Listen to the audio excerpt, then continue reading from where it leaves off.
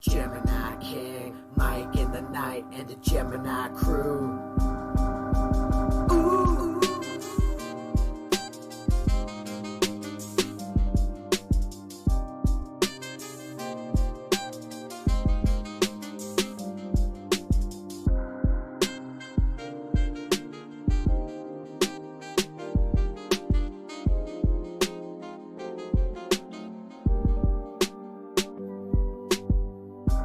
Mike into the night, you're here with Mike in the night. Mike into the night, you're here with Mike in the night. Let's just talk about the world, give this page another turn, 'cause you're here with us tonight. Everything's alright when you're here with Mike in the night. Mike in through the night, you're here with Mike in the night. Giving the world light when you're here with Mike in the night. Mike in through the night, you're here with Mike in the night. Sometimes things are just absurd, so let's just talk about the world, 'cause you're here with us tonight. Mike in through the night, you're here with Mike in the night. Mike in through the night, you're here with Mike in the night. Let's just talk about the world, give this page another curl. 'Cause you're here with us tonight. Welcome all to Mike in the Night. It is an explosive Saturday night, guys. I got lots of energy. I'm feeling good. Hope everyone is feeling great out there in the YouTube world. Got a few guests lined up for tonight. Rex Cohen is going to be our surprise guest. He says he needs to come on. I don't know if that's him, but it's not his name. I don't know why people use these really weird handles and you don't know who they are. It's okay. It's all avatars now, eh? Okay, we got CBICCsports.com, WWE, and fans. Okay, I know what that is. This is for this, but we're gonna get to Ricky in a bit. Okay. Anyways, I got some shout-outs tonight. I got a lot of people watching the show. The show is exponentially growing, and the viewership is growing. Replay is seeing quadruple the views that it used to. We got a whole new lineup of guests. Lots of lineup of guests. I have had a lot of people jump on board in the last week or two. Just a lot of people say, hey, I want to contribute to your show, Mike. I like what you do. And you're one of the very few guys.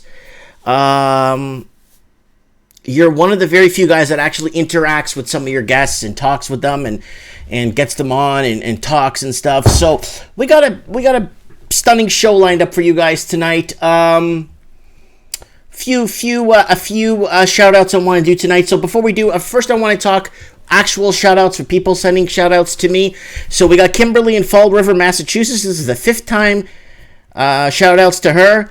Fifth or sixth time. Newton in East London. That's in the UK. I think that's in the UK, East London, because there's London, Ontario, but I think that's from, Casper in Manitoba, Canada, Lindsay in Los Angeles, Hector in Sydney, Lewis M. in Miami Beach, Nina in Auckland, Wes in the UK, and Timothy in Darwin, Australia. I want to thank everyone for joining us for Mike in the Night. It is daytime in other parts, but that's okay.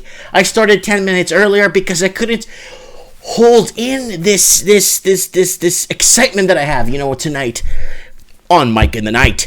Anyway, so what are we talking about? We want to talk a little bit about the whole off-grid living situation. How easy is it? It's not, apparently. And what are ways and strategic ways to get yourself prepared? Do you buy a preparedness kit from AMTV? Do you buy a bug-out bag for AMTV? How do you survive?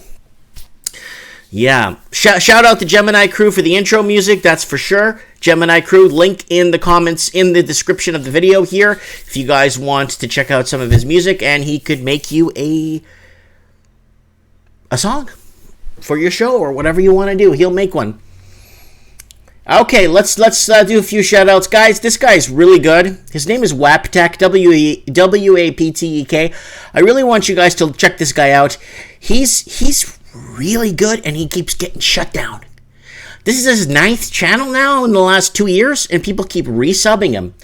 And these days of increasing knowledge and deceit, stuff they don't want you to know, human evolution, Magellan clap back to orphan Bible references. He's got some really good stuff. He's got taken down a few times because of the whole Vegas thing that happened with the poo. You guys know what I'm talking about. I don't want to mention it on here because I'll just flag my channel. Yeah, big shout outs to everybody. So who do we got in the comments now? We got the comments rolling slow tonight. Andrew Miller, great to see you back today, Mike. Oh yeah, I'm right here, buddy. Timothy Mack, hey Mike. A lot of Timmys, eh? Ital style for life. Woo! And Andrew Miller and Mike on the Sunday Avro here in Australia. Yeah, we know. I know. I didn't know you have rhyming and freestyle skills. Laugh out loud, says 88 Mark 86. And then Ital's Life says Bret Hart got tackled tonight. Isn't that guy like in a wheelchair? He's like 100. I'm thinking of one of the British Bulldogs. Never mind. I don't even know what I'm talking about. And, Angry Plumber's here. Also want to spend a heartfelt shout out to all the people that have been visiting me live. People coming in and talking to me, and there was a gentleman that was in town from Albany that didn't come and see me, from Albany, New York. Wanted to come and see me, but he couldn't make it up to me, which is okay. I mean, there's other times. So Waptek, big shout out to my man Waptek. Oh, sorry, man. Check out his channel. He's always getting shut down. Why? Look at all his backup channels here. Waptek 0, Waptek 2, Waptek 3. Oh, he's got 3 BitChute channels because he keeps getting shut down by YouTube and flagged by trolls. Walking Journey. I love this guy so much, man. I really do. This guy's a working progress as he goes along in life. Really like this guy very much. I'm hoping he's doing well. He works hard to support his family. And shout out to Walking Journey. G Corp Strategies, guys. These guys just, one gentleman visited me at the store. Another Mike came to visit me at the store. Shout out to him. He does, if you go to his about, he's about gold, silver strategy / markets, penny stock stuff. He's going to start uploading videos, so you'll start seeing what he's about. Uneducated economist. Guys, you need to check this guy out, especially if you're living in the United States of America.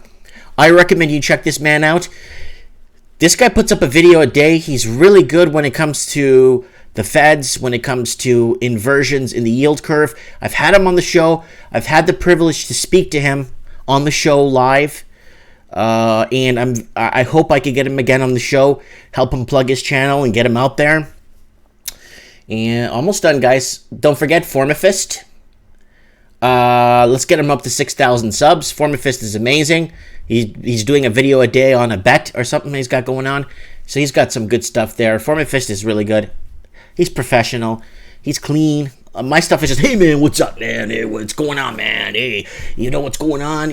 So he's more professional. He's actually really tackles the topics and takes his time. And last but not least, guys, I want to bring this up before I kick off the main show. I put up a poll here. I need people to vote, okay? If you go to my channel, it says Home Videos Playlist Community. Well, I want you to go into the community section, and I want you to vote on this right here, because I'm going to be discussing this on Trends. And let me refresh it and see if it's got any more votes. Yeah, it's got 25 votes in the last 20 minutes. I need you guys to come on and vote here, okay? This is how much down percentage and how much dollar-wise is housing in your area. Okay, explain and location. I will read the results on trends in the housing market, okay? So right now, the polls are like this. 24% in their area is down 10%. 33% in their area is down 20%. 30% down in their area is at 6%, and 40% down. 40% down is 14%. And the last one is, what the hell are you talking about? Housing is going to the moon. 23%. So there's a lot of people now still in denial. We got 16 comments here, which we will read on trends in the housing market. And people from everywhere, New Zealand, from everywhere is on here commenting on this video. So on this poll, I need you to vote. Get out. It's your right to vote. Get out. Vote. We need to get an area comparison wise demographic look at where things are down. So overall, it looks like the highest, the winning is 33% down, 20% down by 33% is the highest right now. Lola Roller Scratcher in the comments saying that Bitcoin is making a comeback this week. Woo! It's gonna go to the moon. Okay, guys, I'm at 8,949 subs. Wow. Wait, 8,900. Wait. I thought it was at 8,804. No. I reached 8.9 already? Holy, I didn't see. I don't care. I get the views. I get on average 1.4 million minutes watched per month on average. 800,000 to 1.4 million minutes watched per month. I really don't watch the subscription base. It always goes up and down. You tell someone, I hope Donald Trump does a good job because he's in power, everyone unsubscribes. You say Elizabeth Warren, you make fun of her, you get people subscribe. You say, I don't know, something, you lose 100 subs. So it's a back and forth thing. Okay. Dumb Data in the comments saying Bitcoin has created to consolidate the hyperinflation money supply when it crashed from 20K last year. Cryptos wiped out 700 billion from the market. That's $700 billion, guys, not pesos, okay? So if you're watching us south of the U.S. border, that is American dollars. So we got people, look, from Fort Lauderdale, from Dublin, Australia, from Auckland, man, everywhere, commenting on this housing global crash. Okay, guys, that's that with that. There's the plugs. Thank you for joining. Let's get into the nitty-gritty. So, off-gridding is kind of important. I'm even going to skip the news. I was going to go through some news articles today. Dog found in a lake. Guy ties his shoelaces for the first time. And I said, you know what? I want to get to this. I want to get to the meat and potatoes. And I want to discuss exactly what is going on here. Yes. Lower Roller Scratcher, did you see the YouTube live stream new policy? You no longer can go live in your phone or tablet. You need 1,000 subscribers requirement. You still live stream in a computer, webcam, and laptop. Yeah, they're doing this because of what happened, so we're not going to talk about that because they're going to flag my channel. There is 150 cryptos. Why not 200, 3,000 or so? There's 150 different cryptos, is what Timothy Mack is saying. So before I get our first caller, hopefully we got our man watching here, Charlie Brown, who's going to join us today with what's happening with survival. We did EMP last week. EMP attacks are serious. How long could the population last if we go off? If we go offline? If we have no power to get to bus trains, no power, so bus trains. Take a bus to a train. You can't pull money out of an ATM machine. Your supermarkets will be closed because they can't accept plastic cards unless you have cash. I don't even know how they would work that out without starting riots. So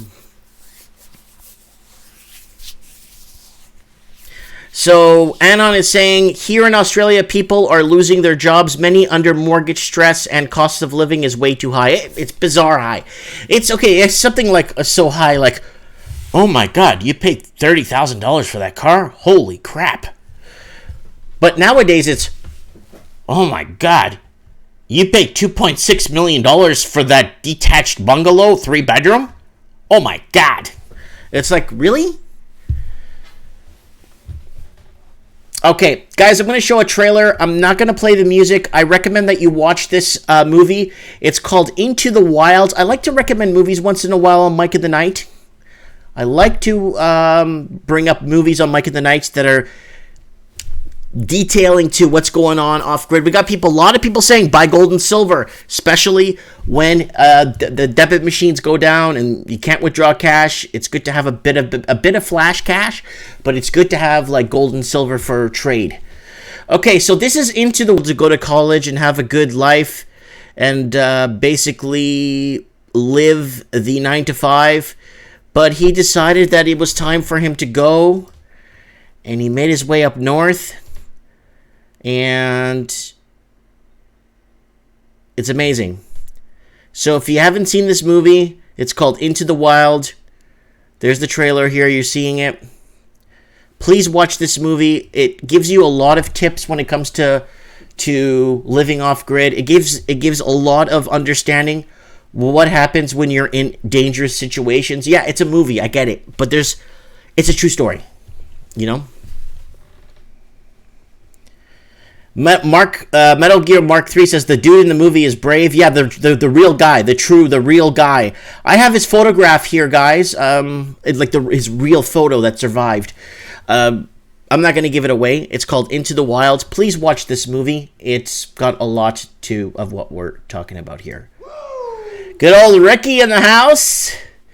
And for all you Antifa out there, You keep your mouth shut, fat boy. that's for Antifa. All right, what are we doing, guys? What are we doing? We're going to get our first a caller in.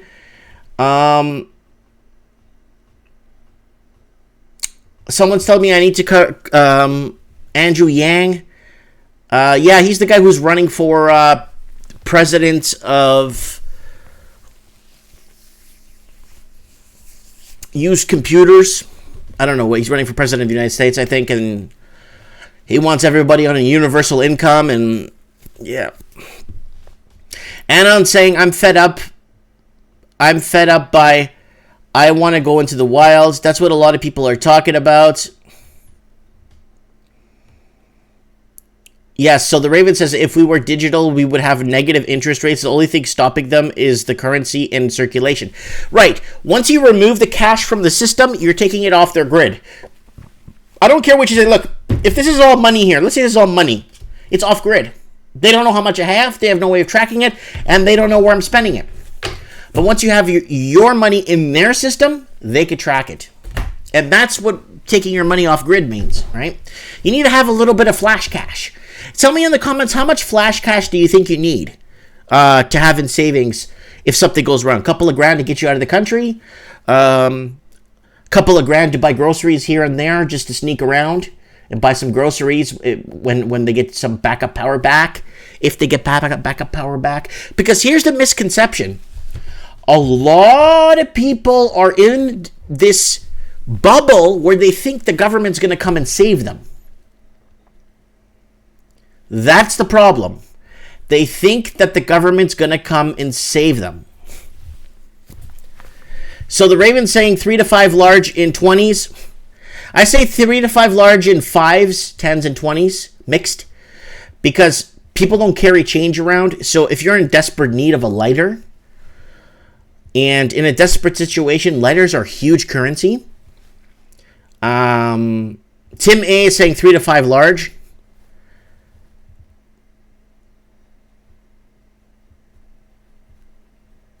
You need batteries. If the grid goes down, then you get cash, food, and whatever. Yep. Well, obviously, batteries are a must. Candles, all kinds of stuff. There are two types of people. So we're going to have the Raven on the show later. He said he promised us he'll come on the show later. So let's get our first guest on. Let's get Charlie Brown on the show. I see he's on Skype. He's online right now. I really want to talk to him. Let's see right here. Let's talk to my buddy here. Wow, he sent me a lot of stuff. Sorry, brother. I'm not ignoring you. I just turned my Skype off now after the show because I get way too many messages. So let's get Charlie Brown on the show, my man.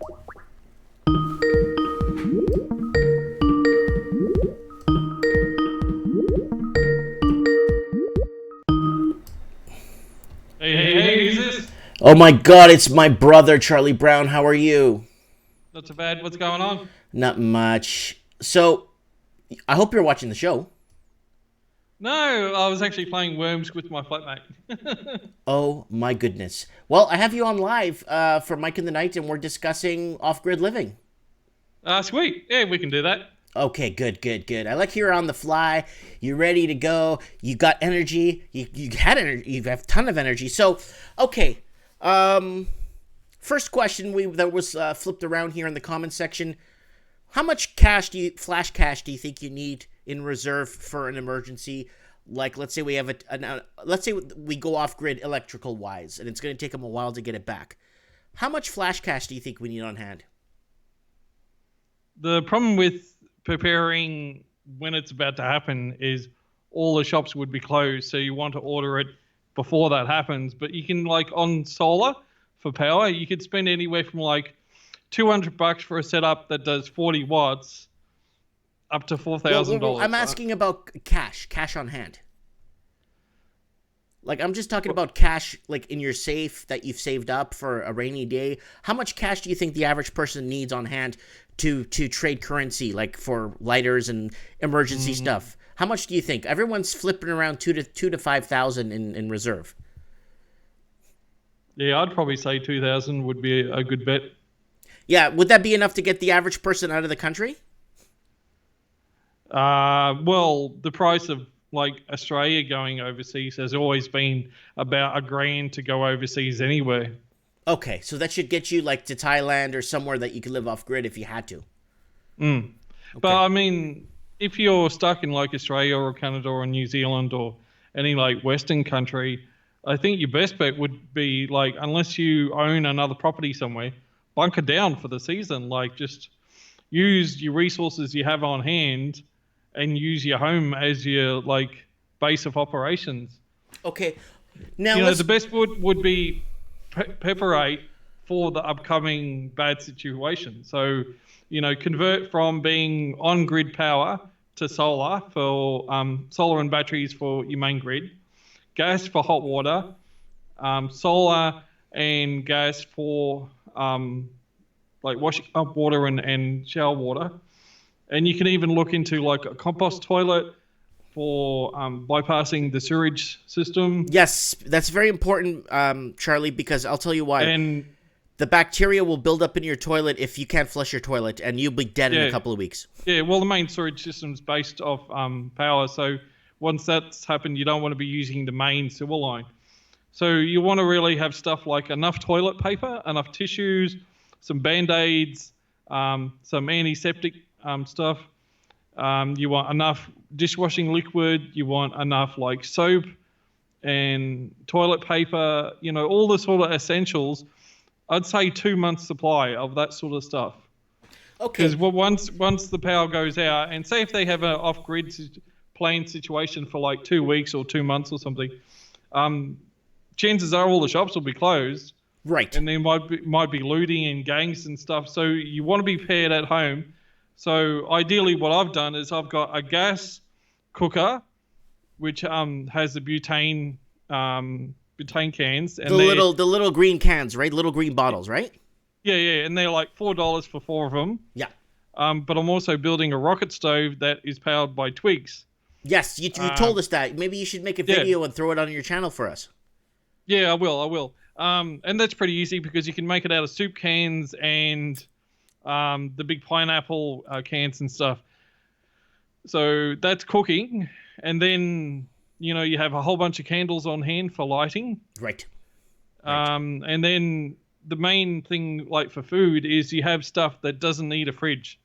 So you want stuff like soup in a tin, tuna in a tin. You want a thing of rice because rice goes a long way. Dry foods.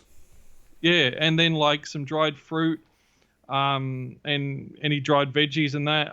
There's videos online I've seen for smoking. So you can get a whole bunch of meat and smoke the meat, and then that lasts for quite a while as well.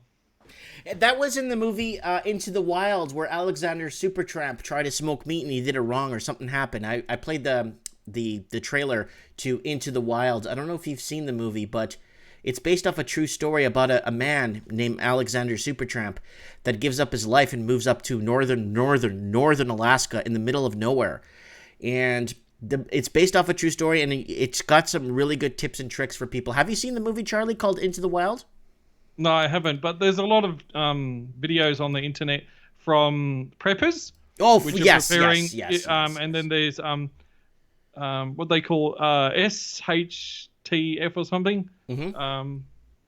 And then there's the tiny home people that do videos, and they're good because they have like a little 1-bedroom place on a trailer, and they have to live off grid too. So they work out alternate solutions from being on the grid.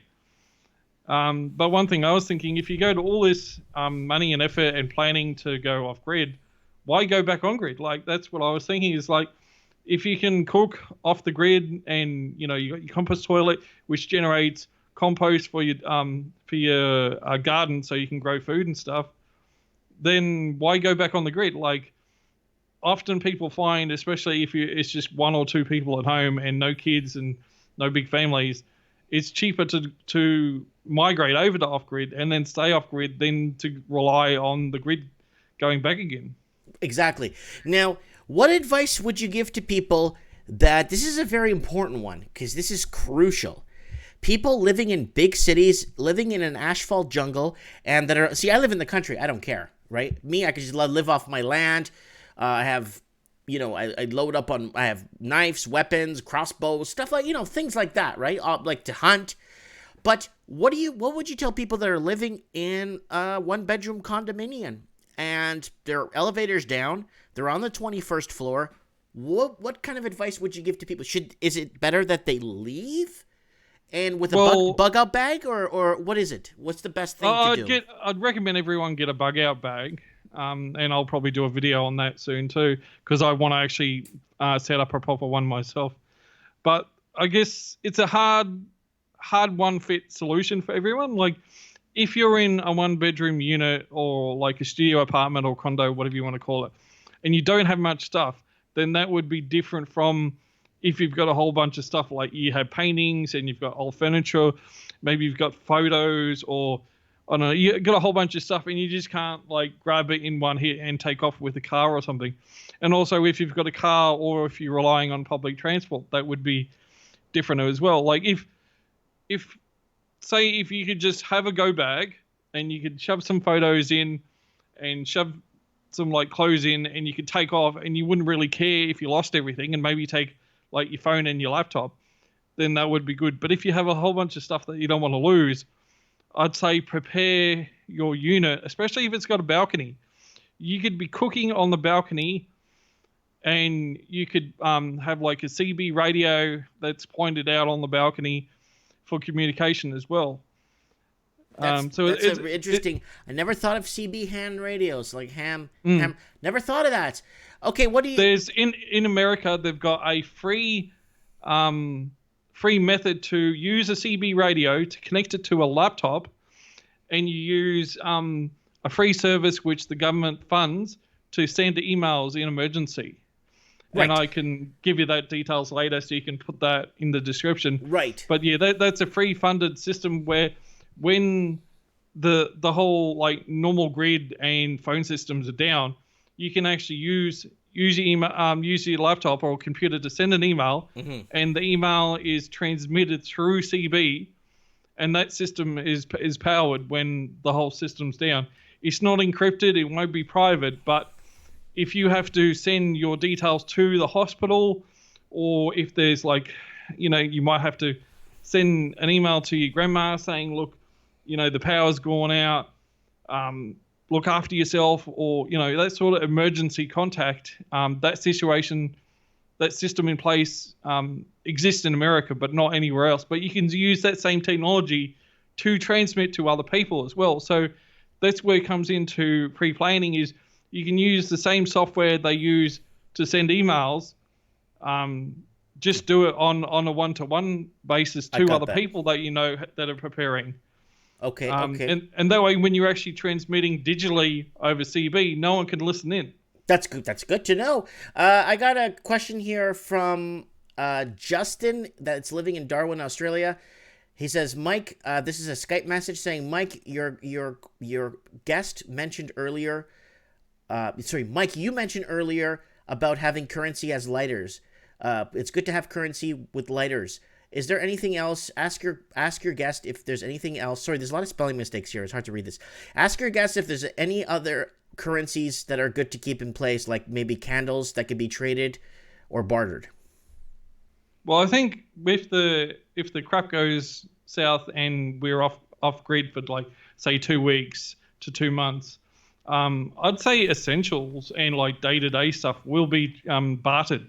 Like you'll have things like candles, matches, lighters. You'll have long life milk, rice, tissues, Panadol being, the headache tablet. I'm not sure what you guys call it over there. Mm-hmm. Sort of those daily things that people only seem to buy 2 weeks or a week's supply. But in a longer situation, like say if the grid's off for 2 months, I think things that will be bartered more and they'll be valued more will be stuff like spices. Okay. Spices and medication that doesn't go off, and maybe stuff like medical things like Band-Aid. I never thought of that. Medications. What happens? Okay, then what happens to people that are on like Prozac? I don't even know what those things are called, like antidepressant. Like what happens then? Yeah, well, that's the thing. Like, if you're on any medical device that needs the grid, I'd look into a UPS or solar battery setup. So when the grid goes down, it automatically swaps over to your battery backup system, because you don't want to have like the situation that people use a machine to breathe at night to regulate your breathing, and when the grid's down, you don't have power, and there's no way of powering your breathing machine, sort of thing. Okay, I got Lori in the United Kingdom is saying, "Hi Charlie, quick question. I'm in a rough neighborhood, and when things go bad, they're kicking down doors and robbing us. Should I leave, or should I set up and bunker down at the house?" I guess it depends on your house. If you're living in a normal like 3-bedroom house, it might be easy to bunker down. But what if she's in a rough? What if she's in a rough hood? Yeah, it also depends. Like, again, how much stuff he has. Does he have a car?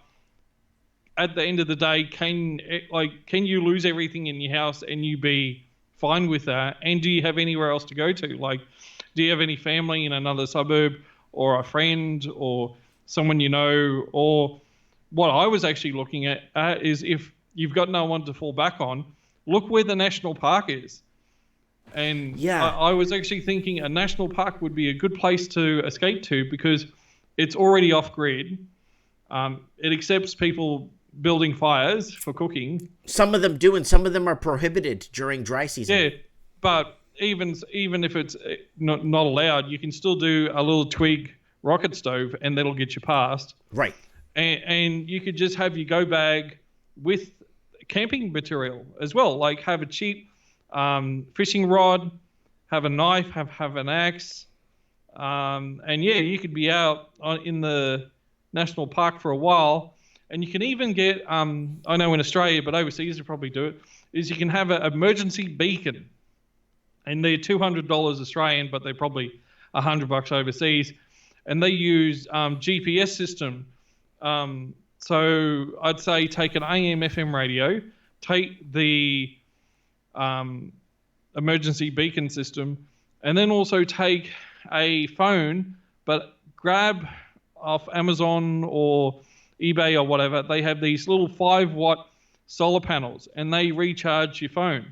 I got one of those, and it works really well. It unfolds. Yeah. It's like this big thing, and it opens up into a page. Oh, no. They're the 10 and 15 watt ones. They've actually got 5-watt ones as big as the phones now. Oh, so the one I have is really, it opens up into a page, and then it lets you plug in multiple USBs, and it charges a laptop. Yeah, well, yeah, the fancier ones do that, but I'd say essentially you just want a 5 watt 1 amp solar / battery setup, and that'll be enough for phones, because pretty much all the phones use 5 volts at 1 amp.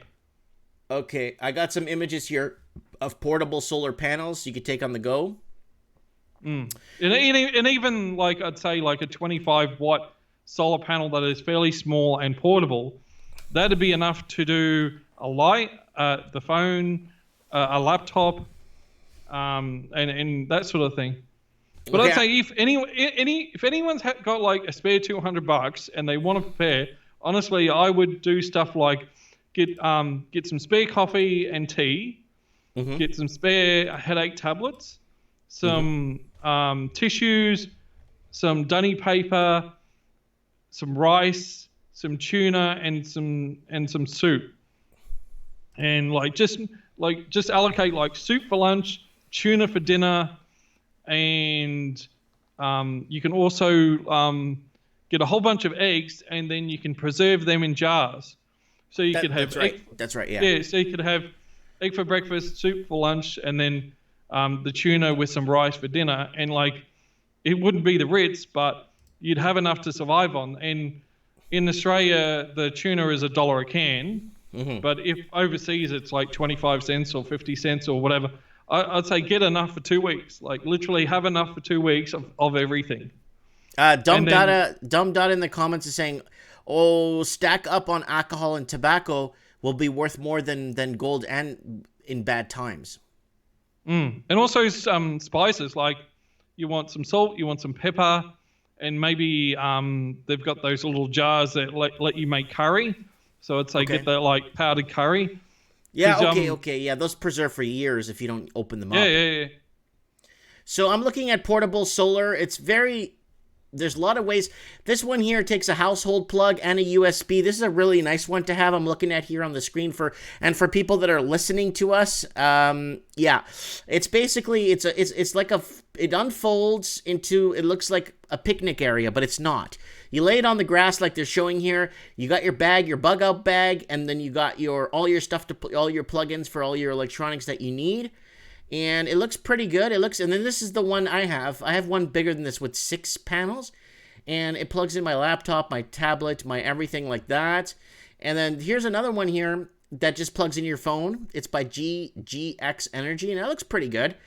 I don't know. There's lots of things here to keep you on. And maybe another thing, depending on the area too, would be bug spray and mosquito repellent too.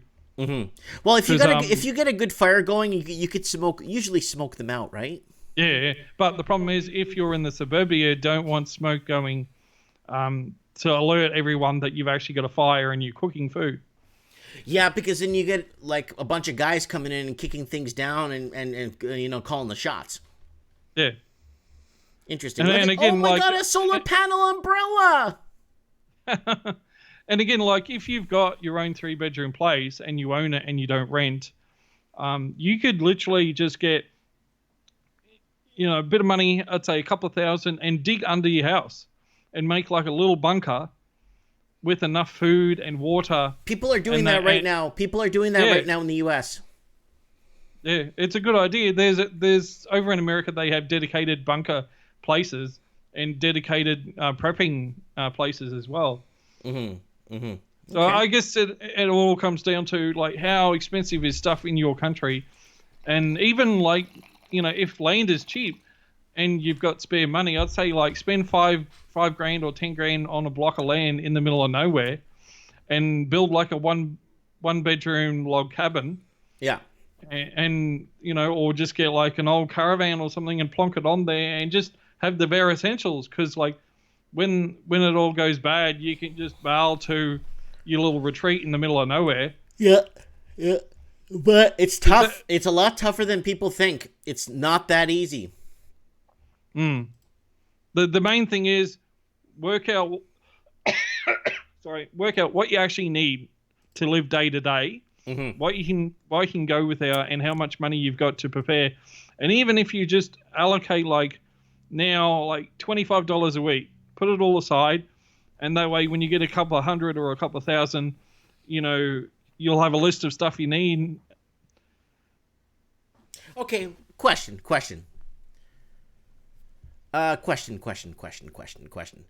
What about people that are just living check to check and they barely have enough money to save, and they're not eating off ration, but they're just watching what they eat because it's expensive to buy food. What do they do when they're pretty much free and clear? They don't got a bug out bag. They got nothing in place. Boom, this happens. They don't got power for weeks. What does a person do that's free and clear, that's got nothing around them? Do they turn into Rambo and start, like what do you recommend for someone that's free and clear at that time, that's got nothing ready? Yeah. I'd say if you don't have much money, have you got a backpack? If you got a backpack, then that's your like storage. Mm-hmm. I'd say then find your closest national park. And also, if you can, get a second-hand push bike or a new push bike, and then work out how far it is from your place to a national park, or even just like a local park in the suburbs somewhere. Like try to work out, you're just using the internet or a Refidex or a map or something, where a good place is to get away from basically everyone else. Mm-hmm. Yeah, even if you only spend like $10 a fortnight, you could, like, when you look at how much tuna is in rice, like you could probably get 5 kilos of rice for like $10 or $8 or something. A little bit of rice goes a long way, and same with tuna. Tuna is good for protein, and it keeps you. And also look in how to actually make your own bread, because bread's only like flour, water, and a couple of ingredients. So if you're willing to spend just like $5 or $10 every week, you spend that on long-term survival bets. Right. And especially I find a lot of low-income areas that I've been in Brisbane, everyone bitches that they're poor. Yeah, they buy smokes, they buy coffee out, they buy alcohol, they go down to the fish and chip shop, drugs, whatever else. But, everyone seems to spend money on these vices instead of budgeting the right way, which I found is, okay, so you get your money, it goes straight into rent, and then it goes into power, then it goes into internet/phone, then you put a bit for food, and then whatever you have left over, that's either savings or weekly spending. Mm-hmm. Like all this stuff like smoking and beer and whatever else, that's all optional. You do not need that to live. And you got to think about, is your future more important, or is having a smoke tomorrow more important? Yeah, you're right about that.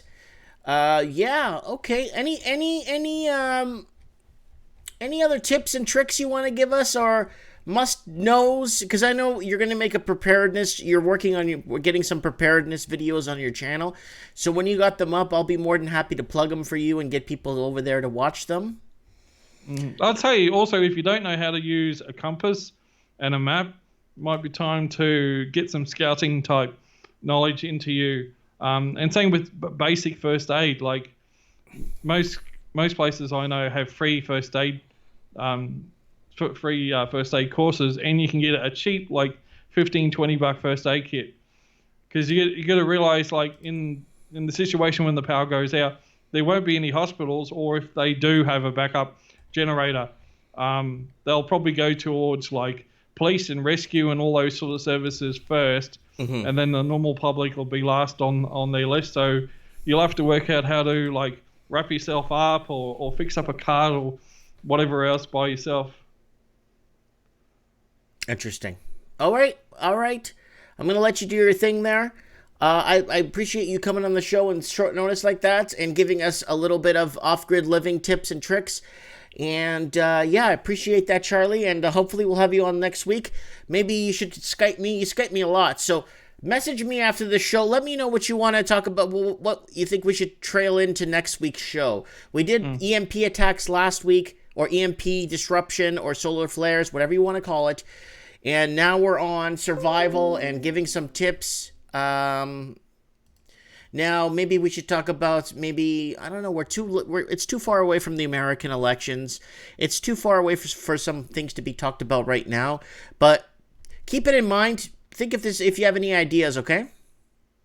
Yeah, I will. Yeah, if anyone wants to learn more, honestly, just look up like prepping, and off-grid on YouTube and BitChute and the internet, and there is heaps of info out there. Oh, there definitely is. Millions and millions of videos. If you've got like a spare bucket or a box at home or some land, definitely look into growing your own food. Like just essentials I find like tomatoes, beans, whatever else, because, once the shops go, that's it. You're stuck with what you've got at home, basically. Fair enough. Thank you so much, Charlie Brown. We'll keep in touch and just keep us on the pulse, okay, buddy? Alrighty. Take care. Thanks, everyone. Thank you. All right, that was Charlie Brown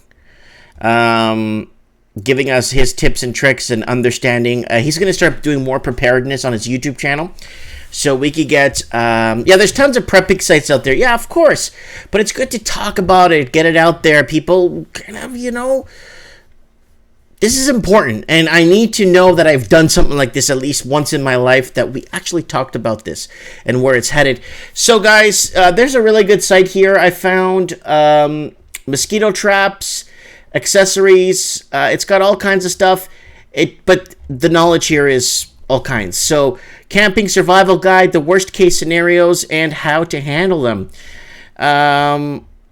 Early camping preparations, dealing with bears. It gives you all the basics of camping.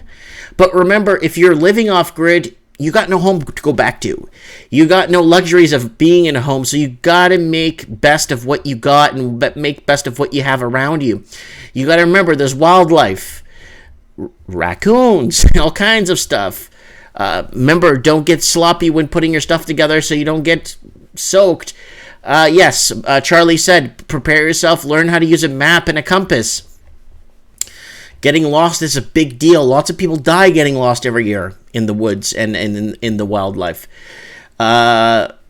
Fire. Temporary neighbors may bring trouble. We talked about that. Don't assume your equipment is safe just because you're in a remote area. Have local emergency numbers programmed into your cell phone. Friendly campers may lend the gear you forget. Check field guide for ideas on foraging. Het tents are an option to battle mosquitoes. Yeah, so there's lots going out there, guys. Off-grid, there's tons of tips and tricks online. It's endless. It goes forever, but it's important. Because we got a lot of people that just don't know. A lot of people are in this mass belief that the government's going to come and save them when something goes wrong. And that is a problem. That is a big problem. So I want to get Rex Cohan on the phone here. And I need to call him because he bought a bunch of land.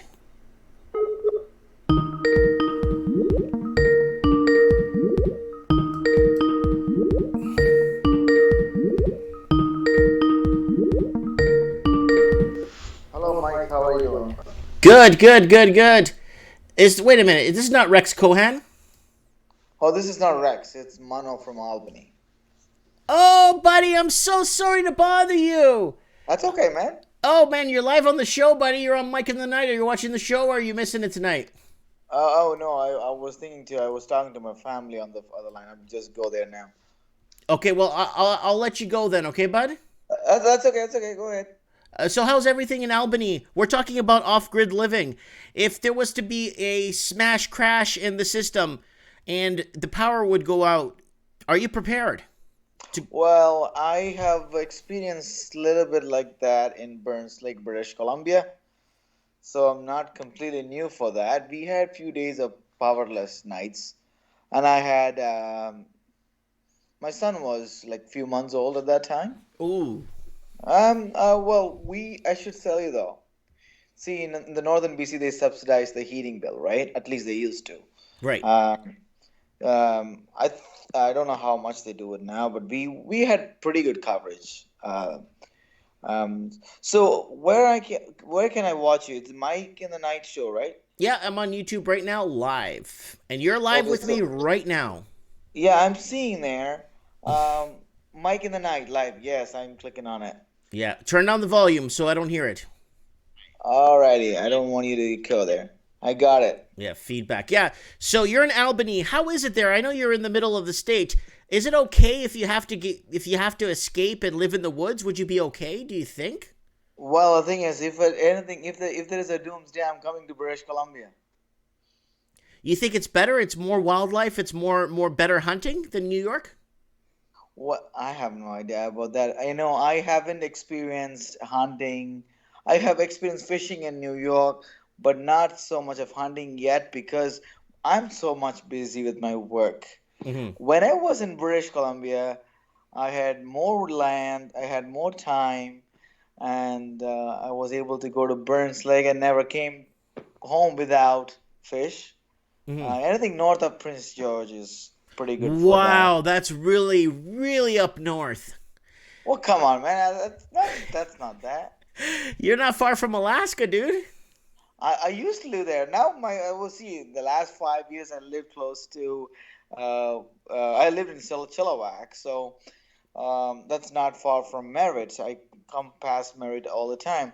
Mm-hmm. But if you're thinking about off-grid living, I have experienced in Burns Lake. So well, a little bit, not so much. I have seen one of my friend. He had some issues with his house, and so they have to uh, bring that down completely and rebuild once again. I don't know. I don't exactly know what happened to their house, but they lived in a trailer for 6 months, I guess. But everybody in their family were carpenters, though they had no problem in reframing and building the house in no time. So I don't have that. But well, that topic. If I had to do it, I will be coming to Birds Lake. So you have experience in that specific area. That's good. That's good. Yeah. Okay, well, that's good. So we'll have you on the trends in the housing market probably on Wednesday. I'm going to let you go, and I'm going to get to our next caller that's waiting on the other line that I was supposed to call, but I called you by accident. But thank you for talking to us. I really appreciate that. I'm going to keep watching your show now. All right, thanks, brother. Right. Okay, Take care. bye. Bye. So he will come to British Columbia, where I'm at, to live off-grid if necessary up in Burns Lake. So he's got some experience there, and he feels Burns Lake as a good survival place. All right, everyone's going nuts with Bitcoin. Everybody's going nuts with Bitcoin in the comment section. Do you think Bitcoin's a good scenario if there's no power? All right, let's call Rex Cohan, who bought land and is going off-grid. He's going off-grid. He bought, 20 acres or 10 acres. I don't know. Let's call him right now. I'm going to go up and do a video on his land, and we will find out from him what is going on up where he's at. And come on, pick up.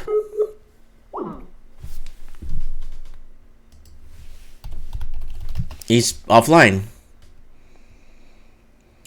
He told me he wanted to come on the show so badly. He installed Skype, and he is not... AMTV is always promoting Bitcoin courses 24/7. It's nothing new. All right, he's not... Okay, so he's not picking up. All right, so let's move on to off-grid living.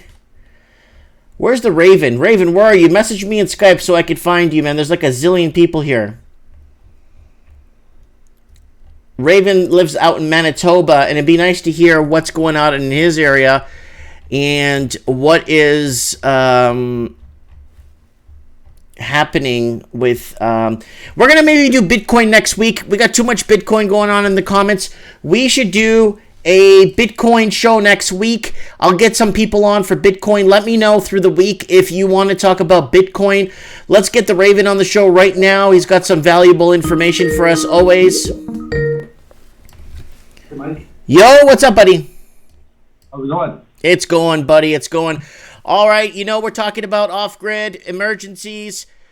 How many people out there do you think are actually prepared for an emergency like this? 4. No, not many. Less than 1% probably. Less than 1%. Did you lower the volume on your end? I'm hearing myself talk back to myself here. Hold on a second. Hold on one second. that better? Oh, it's way better. Holy crap. Okay. Yeah, I have a Bluetooth speaker. I was actually listening to you guys in the shower. I got a Bluetooth shower speaker now. It's the best. Yes! I can say you're the first person to listen to us in the shower now. Probably not the first to be listening naked, though, I'm betting. Oh, probably. Okay. Hey, I was going to say, that guy didn't bring up the Life Straw. I bought a Life Straw from Switzerland. It cleans award-winning technology, makes microbiology contaminated water safe to drink. I have 2 of them. I have it up on the screen here for people to look at. I have 2 Life Straws. Yes, they're in my storage of my survival bug-out casket or box I have. The big jug one that's good for a family, and then I got the small portable jug with the Life Straw inside. Yes. I think those are, you gotta have those. That's a number one. Yeah, that thing kills. That thing doesn't kill. It just filters out like 99.999% of all the crap. I got it right here. 99.9999 of bacteria, E. coli, 99.999 of viruses, rotavirus, hepatitis A, protozoa. It's everything pretty much.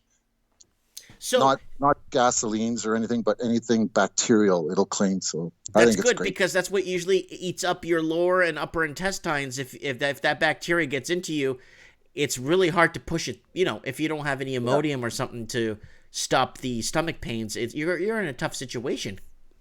Yeah, and as far as bugging out, I'm moving out of the city. 3 months, I'm moving 80 miles east of Winnipeg towards the Ontario border. I bought a cottage, so I'm going to live on the lake out there. Good for you. Good for you. I don't want to be around when 5G comes to the city. Wow. No way. So you are basically closing up shop or whatever you want to say, or getting out of Dodge because of 5G. When I get called to work, I got 2 hours to get there. I can do it in an hour and 15. I don't want to be around for 5G. I watched a lot more videos. I looked at it. Our cell phones are 1 to 4 gigahertz, and a 5G is 24 to 90 gigahertz. That's not good. That's extremely bad with the vibrations going through your body. It must be terrible. Yeah, I see in Brussels, on Zero Hedge, Brussels said that they've stopped the piloting. They're not testing it.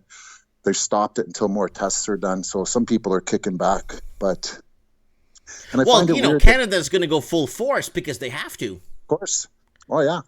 Of course. I don't like it. I think that's a very bad thing, that 5G.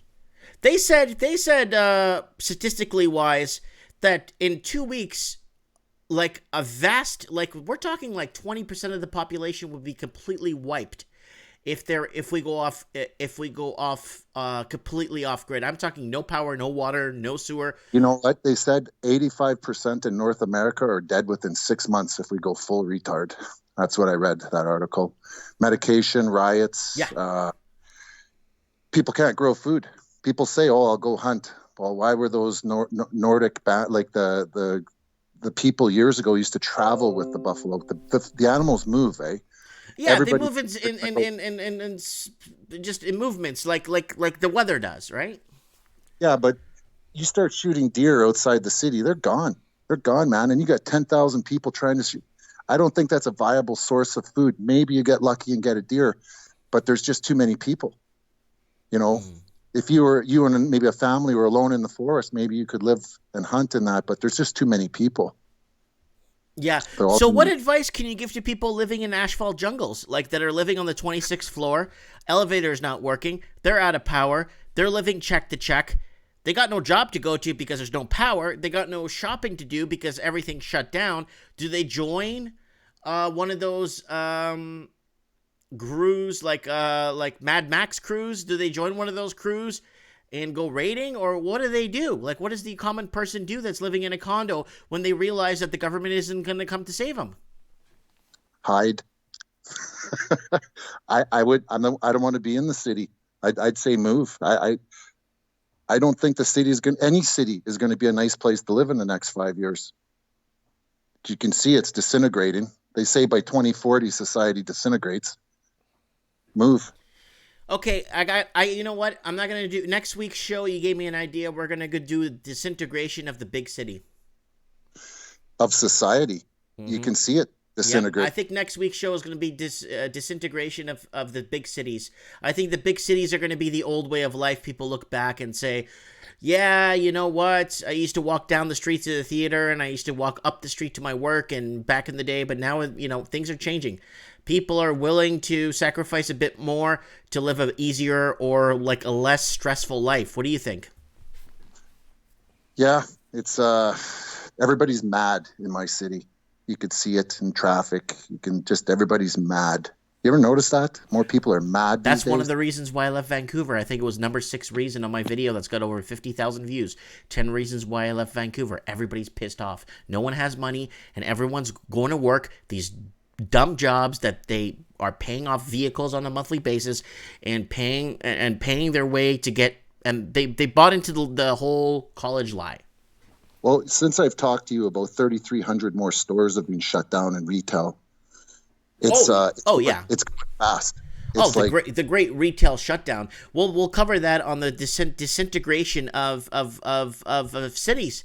I think the cities are going to be a thing of the past. I still see cities functioning with airports and stuff. I just don't see the average person wanting to live in one if they don't have to. Well, the malls are going to be done. It's picking up speed. The malls are finished. They're going to have to turn them into old folks' homes or something. They're finished. Yeah, we talked about that on last week's show? We talked about that. They should convert them in. Yeah, because every time we go another week, there's another 1,000 malls that have shut down. It's picking up speed. We're up 92% over last year for the first quarter. 92% were increase in mall shutdowns or in retail stores closing over last year. Look at Class 8 trucks. Class 8 trucks are down, what was it, 66% or something for Class 8 semi-trailer trucks? Look at Caterpillar. Deutsche Bank's downgraded Caterpillar. These are all thermometers of the economy. You got Trump saying, hey, I need a 0.5% interest rate cut right away. I need a 0.5% gone. He's giving Jerome Powell shit, saying, oh, you raised rates too quick. You were trying to unload the balance sheet. I need more easy money. I need QE4 and half a rate. Hey, if the economy's so good, shouldn't we be raising rates? We've been covering that for years, but I think we're going to be going into QE infinity now. Well, you know what? But people have to understand they're not going to fix this. This is going to get worse and worse till that currency goes to nothing. You got to get silver and gold. You have to hold those assets. I don't care how you get your silver, but you got to get it. It's cheap right now. When the crash comes, silver and gold are going to drop substantially, but there's going to be no way for you to get it. Any money left over after that, I believe, will probably funnel into cryptos. Or what? Land? What are you going to buy? You got to buy hard assets. People will see cryptos as a way for it to be decentralized and not erode the value of their money. They'll think it's safe in there, and it probably will be. Interesting. Okay. But Mike, if the economy is doing so well, like Trump says, and he owned that boom that we had in the last couple of years, he owned it. That's his economy. It's doing so well. Why is he calling for a rate cut? They got their overnight rate up to 2. What would the U.S. get up to 2.25%? What are we at? What are we at? 1.75? And in Europe, what are they at? 0? Oh, Europe, they're buying back their debt right now. They're at 0, and their corporate rate is negative, and we're sitting with 10 trillion in negative bonds in the world, and that's coming from Europe and Japan, and this is lining up to be a shitstorm. And quadrillions of dollars in derivatives and stuff. So, okay, hold on. I want to get to this article right here, and I need your feedback on this, okay, buddy? Yeah. Government criminalizes off-grid living, tiny homes banned in the U.S. at an increasing rate. Why are they banning this? Why are they banning off-grid cabins? What is the point? Why are they doing this? Can I get... From what I've seen on that subject, they want everybody moved into little coffin apartments in the city. Everybody's monitored. Everybody's there. That's where they want you. I don't know why. Why? Like, they want everybody in these little cities. But how could it be illegal? Remember this big battle Nevada and Florida was having for the longest time about they had laws making it illegal to collect solar power? And why were they... You got the Koch brothers who were going against solar, making it illegal to sell your excess electricity back to the grid. because they're what, Standard Oil. They want their energy, eh? So, you know, they also fund a lot of the universities, the professors in the economics department to do their type of economics. They'll give donations to all the universities in the States, those guys.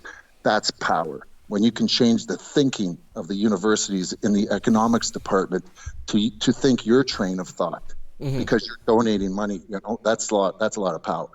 Yeah. Yeah. They're evil, the Koch brothers.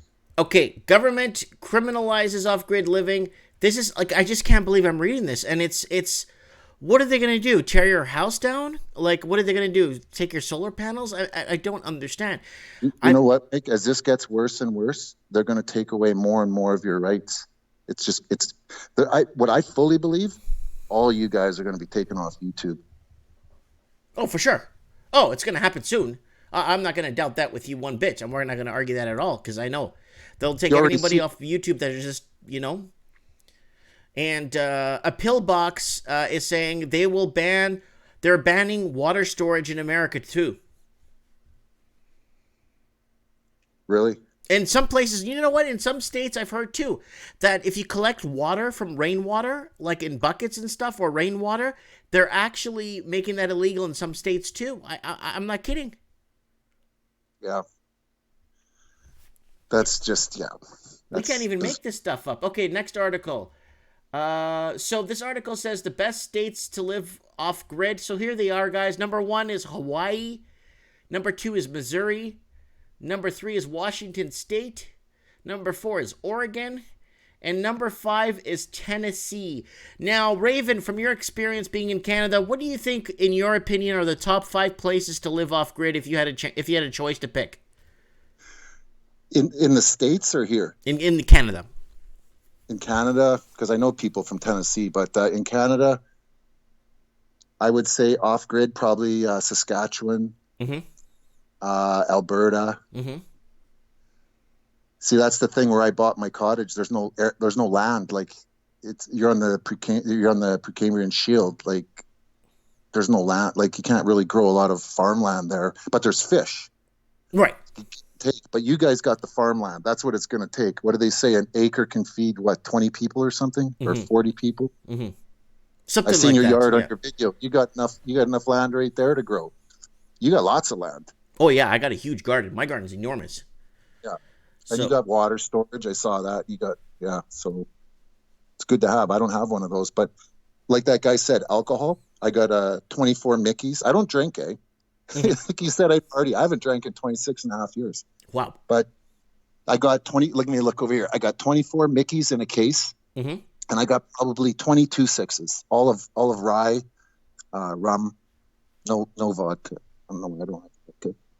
But, and I bought. I've been stockpiling candles. I got 75. I'm taking them out to the lake here, all in jars, getting them cheap at flea markets and that. I got 75 citronella candles.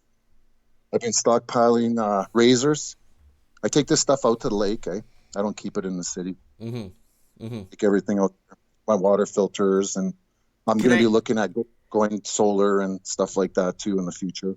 Can I ask a question? You got a bug out bag ready to go? No, but I did buy a crossbow the other day. I heard you say crossbow. Yes. Yeah. Shooting it in my living room. The pizza guy came here the other day. I let him shoot it into the wood in the living room. I put a big board up, eh? Yeah. It's awesome. I let him shoot it. Eh? He was like, he goes, I've never delivered a pizza and shot a crossbow in a guy's living room before. Wow, that's awesome, dude. Okay, so what do you think is going to be the biggest currency if things go down? Do you think I'm still in the belief that lighters are big currency, and I think that sardines, like in the can, of course, canned sardines will be high priority. I know that lighters, batteries, of course, depending, but nothing's battery operated. Everything's plug and play. Feminine napkins for girls, that'll be huge. Oh, I never thought of that. That's huge. Yeah, those will be huge. And razors. But I think barter will be the currency. Like cash will work, like they say, cash will work for a few weeks. Confidence will be lost in that. Silver, somehow, because you can weigh it, and but what's the price of silver? Yeah, Will you be because able to when weigh it money or has anything? there's no circulating money in the electronic grid, right? There'll have to be some type of value. How do you value silver if stuff goes down? Like, what value do you put on an ounce of silver? Well, you put the value on an ounce of silver what you feel like you need. So if somebody has, let's say, 10 shotgun shells, right, or 24 rounds of ammunition, but you have the gun for it, but you don't have the ammunition, maybe that 1 ounce of silver might be worth those 24 rounds for you. I doubt it. I think those rounds are going to probably be worth way more than that silver. Okay, You maybe know? 5 ounces of silver then. Yeah. I think ammunition will be just as good as silver at least. Right. But you see what I'm saying? Then you start to barter with, okay, I'll give you 2 ounces of silver, and the guy's like, I'll give you 5 rounds for that. And you'll be like, okay, hold on. What if I did this and I threw in my belt, and then you throw in the knife, and then I'll give you this canteen? You know, that's how it works, right? Yeah. But it'll take quite a while to get an actual value on silver to be set across the board, for everyone. Oh, of course. It's just going to be word of mouth for the longest time. Because if we were talking about if we go off grid for 3 months. Let's say we go off grid for 3 months. We're completely off the grid for 3 months. No power, no nothing. Your cars, you can't go to the gas station because the pumps are turned off. Everything's electric. Generators are running dry with no more fuel that people reserve. Like, I mean, it's going to get pretty... Okay, you think 6 months, 80% of the pop is gone, or what? Population? I'll tell you something. I probably shouldn't say this, but if it gets down to the point where you got to find food and the grocery store is going to be cleaned out right away, go to a pet store. That food is just the same food we eat. People won't think of pet stores for the first couple days. If you want to live, you're going to need food. That's the place to go to. If you can't find food anywhere in the city, find an abandoned train. They're filled with food. Mm-hmm. They have reefer cars that run. There's food in there somewhere.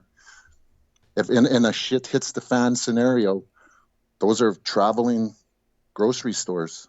Yes, they are. There's no more rule of law or anything, and it's survival of the fittest. There's food in there. There's also gas in there. But I'm not saying to go and grab one, but if there's no more rule of law, Yeah, survival. I mean, it's feeding your family. Survival of the fittest. It is, and that's what the show is about. Survival of the fittest. Do you have it? Do you have the muster to do it? Like, I think I would be okay. I'm 41, so for me, couple of things start getting taxing. Like, I get a little bit tired easier sometimes when I'm doing certain things for prolonged hours, though. I'm not talking about 5 minutes later. I mean, a couple hours, 4 hours later. Like, I could chop wood for 3-4 hours, and then after I'm done. You know what I'm saying? Yeah. But if I was younger in my 20s, I could chop wood all day and go home at night. You know what I mean?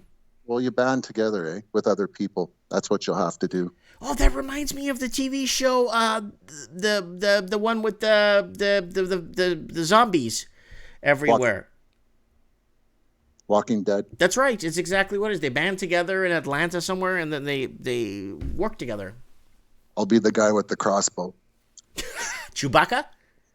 Chewbacca. I don't remember his name. He had a crossbow. He's pretty good with it. Chewbacca had a crossbow in Star Wars, so like that was his main weapon.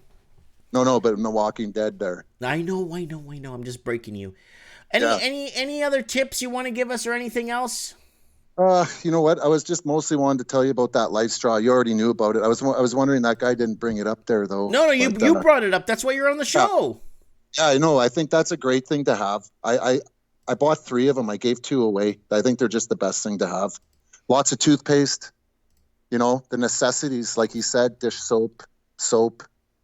And I tell everybody, if you can't afford to prepare, at least put 3 months of food and water in your house. Because when the chain of command breaks and those just-in-time trains and trucks stop because they're not getting paid, you're not going to be able to go to the store and get food. Okay, What's it cost? What's it cost to buy a few dozen boxes of Kraft Dinner and Kraft Dinner, yeah. But I got one major question to ask you. It's a major one now. How are they going to maintain continuity of government if they can't reach us? That's a good question. See, I don't believe there'll be an EMP strike. There's many more ways they can take it down other than that. Oh, a solar flare could do it on its own. No, I watched a video on it. They said it would have to be so many of them and so much of a distance, and I don't think it's a really feasible thing. Maybe if it came from the sun, and because it happened in the 1800s. Yeah, we covered that last week where the telegraph poles were all burnt out, and they were lucky that's all they had. Yeah. But so, how did they maintain continuity of government? Our government already doesn't do that. You know, in the States, I'm sure they fall back to their, they have that, what's that mountain called where they all go in case of a nuclear attack, they all go hide out at that mountain. They got all their bases in there. It was on that movie, the 100 on Netflix there. They have that mountain. I can't remember what it's called, Mount something. Okay, But, so you're recommending us a movie to watch? What's it called? The 100? Well, no, not really. It was Netflix. It was a Netflix series called the 100. They were shipped. Earth dissolved. Everybody was dying in cancer and all that. They made it to space and they lived up there for hundreds of years on these big ships. Mm-hmm. And finally, their ships started to run out of fuel after like 200 years, and we have to go back to Earth. So they sent 100 kids down. And then they lived in the bush and found that there were people living here still that were, some were radiated and some were hiding in a mountain, you know. Okay, so it's called The 100? Yeah. Okay, I'm going to watch that because that sounds like something I definitely want to take time to watch. That sounds pretty good. You know what? I don't think our government in Canada has much of a contingency plan. I think they would probably drive into work or walk into work and say, what are we going to do? And I don't know. Trudeau would stutter a few times, and who knows what he'd say. Yeah, continuity of government, I think, will just fall apart. That's what I would think. Well, are you saying if there's no communication? Yeah, it's done because there's no. How are you going to get the police out, dispatch, blah blah blah? How are they going to get the military? I think the military will be on call on an offline radio. And you know I think what? At that point, I think they're going to take care of their own. Yeah, you think the military will just go home? Yeah, police not. They're going to just take care of their own. Okay. Yeah. Okay. Wouldn't you? Yeah. Well, that's what I'm preparing for, just in case something happens, you know, and we have some, you know, stuff on the side. I already prepared with my water thing, and then I have a portable toilet that I bought, a toilet seat that goes on a bucket, which is really good to have. So you keep your feces and all that crap off, pretty much away from the house. Yeah, aren't you always thinking in your mind though that I only need another 6 months? If I could only get another I always think that I need another year. Another year I'll be prepared. Another year I'll be prepared. Oh, you're never prepared. You're prepared when it happens because it hits the fan. Yeah. It's always like you're never prepared. That's kind of, mind-boggling, that one. It is. You're prepared when it happens because then your mind goes into survival mode.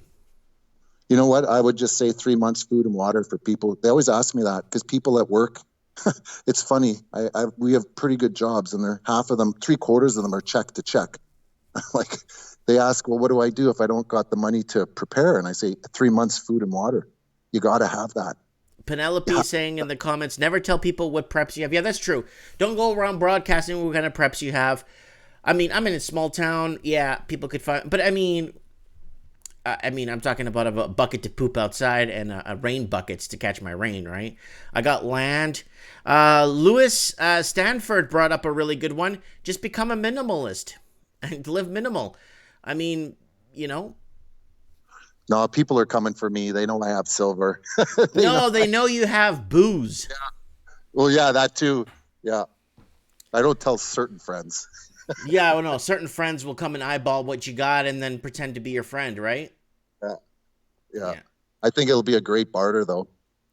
Yeah, well, of course it's going to be a great barter, but the thing is, you just it's basically survival of the fittest when you boil it down, right? Yeah, and where do you get those little radios that you can crank and listen to for a couple minutes and then crank? Got one of those. I got. You know what? You know how I got it? I got it. They were giving them away I went to some like exhibition like type thing, and that had nothing to do with what we're talking about, but they had these crank radios with the here, let's look this up here. Crank radio crank radio light, flashlight. Yeah, hand crank radio flashlight. They were just giving them away. Here it is. Hand easy solar weather radios. It's not solar, but it's made by the company. There's so many of them here. They're all crank. This one's crank. That one's crank. That one's got a light with a crank. They're all crank radios, and they play up to 11 to 15 minutes. And this is the one here that was given to me for free. This is the one I have right here. I got it for free. And it's got advertising all over it. I can't even remember who advertised it, but I have it. But they're very cheap. You can get one on Amazon. They started at about $18. $18 on Amazon, yeah. They go up to 30, 40, 50 bucks. There's one here for 15. This is your what's this thing opening? A movie here? There's what right here. Life Supply, there it is. It's crank, it's $15, $15.95. And it's got a USB charger, output charger on it too, dude. You can charge your phone. It says USB output for cell phone charging. How long does it run when you crank it? Just what, a minute? Hold on. No, more than that. No, when I crank mine, I would play it, and it would play for a good 18, 20 minutes if you just leave it. The light will go for about 5 minutes. Oh, here we go. 7 minutes of flashlight, 4 minutes of radio, and 7 minutes of siren. Okay. Yeah, that's better than zero, right?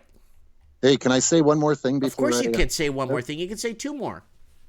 I just, I can't stress what Trump is saying about that interest rate cut. Oh yeah, these guys are in a conundrum.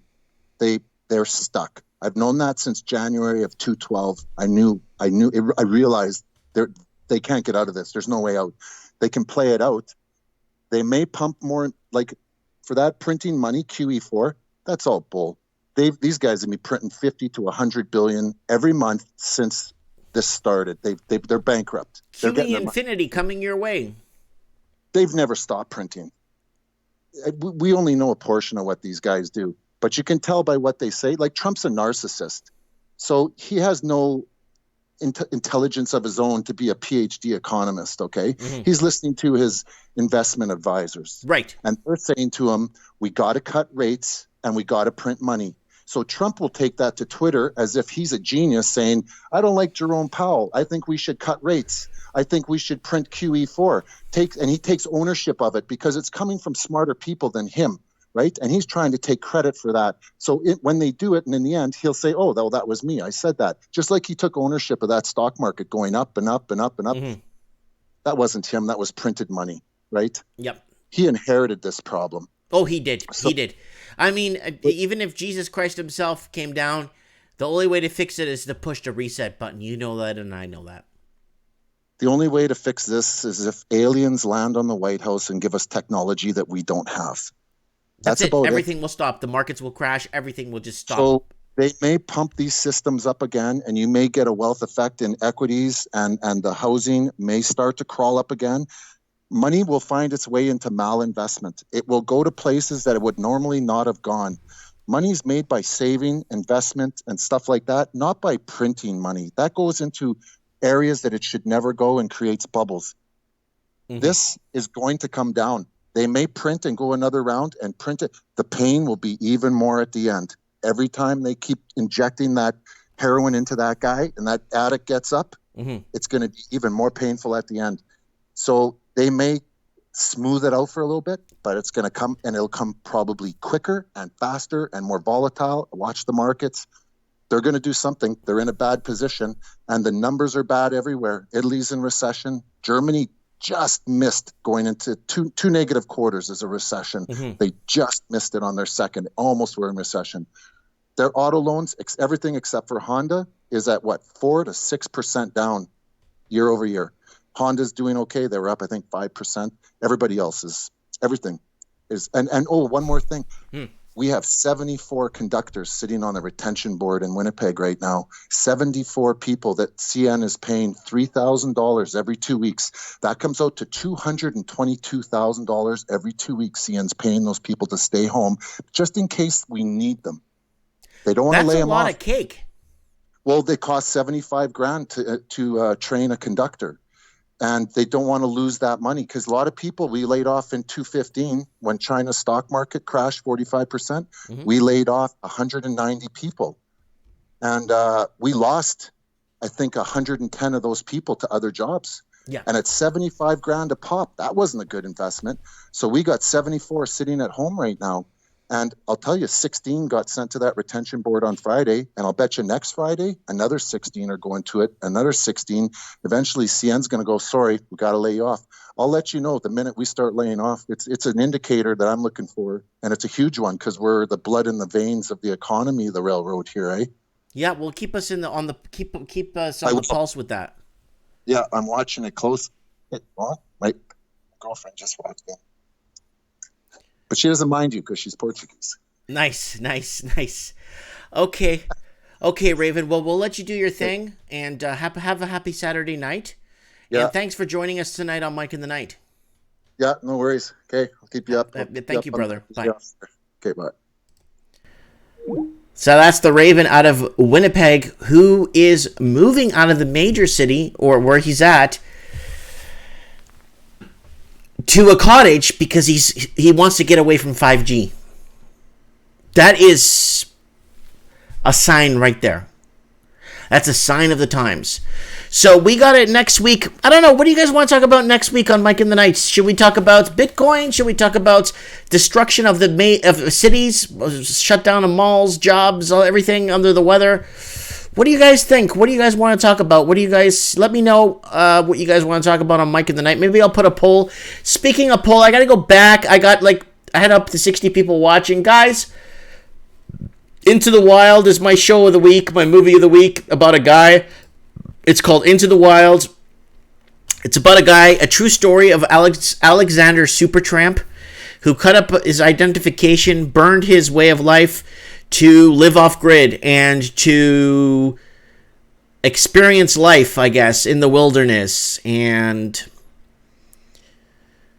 it's a true story. And it is a tough movie to watch towards the end. It does get very emotional. I really recommend to watch this, guys, especially, there's a lot of prepping videos out there. This is a true story. Okay, this guy did this. He gave up a good life. He gave up everything he had going for him to take this life on because he wanted to be free. Okay, where are we at? I wanted to bring up, let's see if my other, my plugs here. Let's get some plugs here. I wanted to bring this up here. I need you guys to go to my YouTube channel. I'll leave a link to my community area. This is my community area on my channel. It says Home, Videos, Playlist, Community. I want you to go to Community. I want you to go down and vote on the first one. Okay, this is a really good one. And I want you to vote on that because it says how much down percentage and dollars wise is housing in your area. Explain and location. I will read the results on trends in the housing market this coming Wednesday. So I'm going to leave this link in the comments for you guys to go over and vote on another window there. I need you guys to go in there and I need you guys to vote for me. I need you guys to vote. We were last at 128 votes. And we're at 146 votes. We got 18 comments, which I'm going to be reading on trends in the housing market. So get on there and vote. I need your feedback on this because we're going to be reading this on trends in the housing market from all over the English-speaking world. 10%. So right now, who's winning? Everywhere right now, the winning is 20% down is at 31%. So 20% down in housing in the specific area is winning at 31% of the vote. Second is, what the hell are you talking about? Housing is going to the moon is 23%, and it's tied with 10% for second place there with 23% at 10%. So get on there. I need you to vote for this. Metal Gear is saying, I saw a house down 40 large, but how much percentage points do you think that was? 2-3% off the top? 1% off the top? Was it a $4 million house, right? We got Louise Stanford saying Sydney and Melbourne is still falling. Get on here and vote. and leave your comment below and let us know where you are and how much it's down in your area, in your neck of the woods. So get down there and vote for this Wednesday's show, Trends in the Housing Market. Don't forget to check out Fittest, Walking Journey, and a couple other guys there. Oh, we got a pillbox here. Where is he? Where is this? Where is he? He's on the sidelines there watching us in, I think he's in Asia somewhere. Yeah, he moved to Southeast Asia. So let's get him open here too. There he is, a pillbox. Has his own channel. He's at 32 subscribers. Guys, get on there. I am going to leave you another link for that. Opening you window. And go to the pillbox. Go ahead and subscribe to his channel there in the comment section. He is ready to talk, and he might be our last guest because I'm getting tired. I've been talking for almost 2 hours. So let's see if we get him on the line here.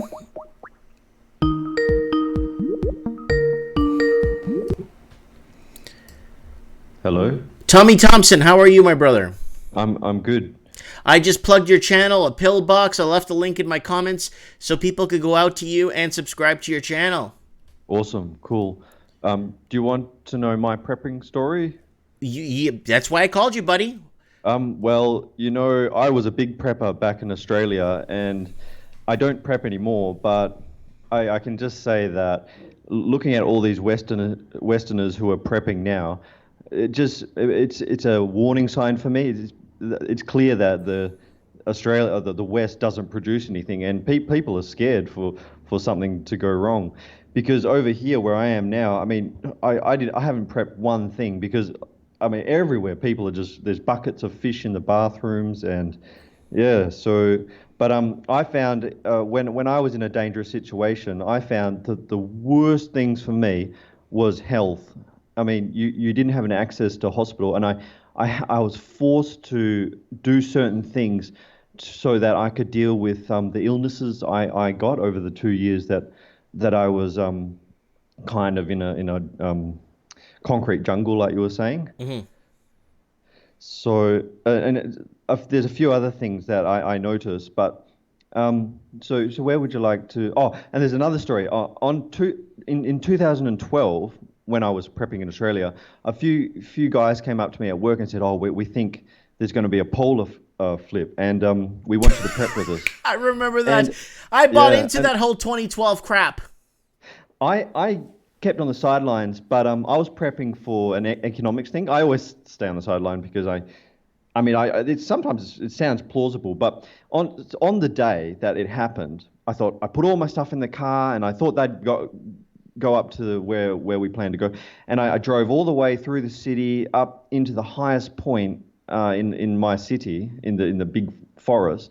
There was not one person there, and I just thought to myself, 2012, it's being shouldn't there be at least one camper up there? There was a water tank there, and I just feel like I don't want to prep anymore. After what I went through, it's clear that you want to stay around the professionals, the farmers, the guys who are already doing it for a living. Because when I did come over to Asia, I worked with my father-in-law, who's a farmer, and my God, farming is so hard. It is so hard, and our Western bodies cannot deal with it. There's no way we can deal with it. And that's the first thing I corrected when I ended up in Asia with no visa, and I was illegal for 2 years. First thing I corrected was my body. I had to start eating fresh. I had to keep it clean and dry every day, because some of the illnesses I got, I couldn't go to the hospital. And just to give an example, I got a heat rash, and heat rash can get really out of control, especially in a humid country. And one night I woke up and it was just getting so bad, and it was so itchy, and I didn't know what to do. And what I ended up doing, I tried to put things on it all the time. I bought pharmaceutical stuff from the chemist, and nothing would work.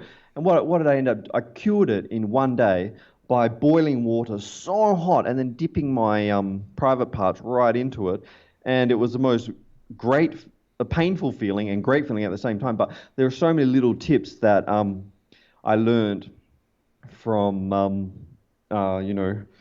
having really, really bad situations when I didn't have access to the hospital and stuff like that. But yeah, so what are your thoughts about what I've said so far. Well, here it is. Here it is. Um, it's living off the land is what you're living off nature, living off your surroundings, and being aware of your surroundings is very important. And yeah, the whole pharmaceutical thing goes right out the window when once you start. I don't know how to say it, but testing your limits, right? For people like us, I really don't recommend going out into the forest. It's the worst thing you can do. I've been out there many times back when I was in Australia, and firstly, there's no water anywhere, especially in Australia, unless you went out there and buried a water tank and let it fill up there's something else. But even then, you'd have to go out there, you have to hunt kangaroos, skin them, another thing is you'd have to have at least, 100 kilograms of salt. Because every piece of meat that you get, you've got to salted. Cure it, preserve it. Because there's going to be, I don't know how many people around you hunting for that same kangaroo, like some of your previous callers talked about. So I really suggest that people start looking for some small towns that are already farming pigs and stuff like that. And you go there, maybe you buy some land and settle down. You marry into the town, or you can marry into Asia over here, and you go straight to that town when something happens. I don't know how you're going to get there. I'm sure it wouldn't be that hard to get there. It's much easier getting to those kind of places than going into the national park and having the military come in and disarm you or hunt you down and put you in jail or something. But I really think a community is so much more powerful than doing it alone. Yes. Yeah, a lot of people have this mass misconception that they could solo things, and that goes back to the movie I've been recommending for people to watch. Have you seen Into the Wild? Oh, yep. Did you learn a few things from that movie? There's a lot to learn in that movie. Yeah, I kind of thought his family was it was a broken family, kind of, and he hated his mum and dad. And in the end, I think he really just wanted to go back to his family and talk about his experiences, which is what I want now too. But I can't go back to them because they're my enemy. You see that he originally stayed in the forest alone, which was what I wanted to do as well. But then he got really lonely and joined the hippies and just went around with the hippies. And then he met this old guy. Yeah, so he naturally went back to community. I think when the shit does hit the fan, there's some prepper situation. You probably will ditch all your gear, and you'll probably naturally, because humans, they're super control. You have to listen to these signs, and I hope I didn't come off as a religious person there, but you really have to start taking risks now, so you know what to do in the future, because we don't know what to do. And I can't really say, oh, you should come over to Asia, you should go illegal in this country, or you should do this. You really have to look at the world and flow with the signs. Well, we're seeing it now in the Western countries, tent cities everywhere, unaffordability levels hitting the highest marks. Instead of pushing the reset button and getting things back on track and raising interest rates and letting it crash and letting the people you bought it the wrong time, take your loss. That's just how it works in business. They're not doing that. They're keeping it going, and like the Raven said, they've been pumping money into the system. It's called QE Infinity. Yep. Now, let me ask the one main question I asked the Raven that at the end of his interview. Is there any way that there will be a continuity of government if they can't reach out to the people? Well, it really does look like that they're going for global government here. The New Zealand shooting just happened now. If you listen to what he said that he wanted to get the Westerners to turn around and have a revolution against the invaders who are now controlling the West. They're trying to kick off some war, and they're also trying to gear it up against the Middle East. So, Albert Pike, I think that's what he's called. He wrote about this, he predicted the 3 world wars and the global government that would come out of it. So it really does look like they're going for a global government, and that's why they're going to destroy the West, because their command center is probably in another country. So it does look like there is going to be a continuity of government, and if they've probably got an infrastructure already in place, and they probably got all the weapons in the world. I've heard the Federal Reserve have their own army called the Dark Army, and it's full of ships and a space fleet. I don't know, spaceships or whatever they have in space.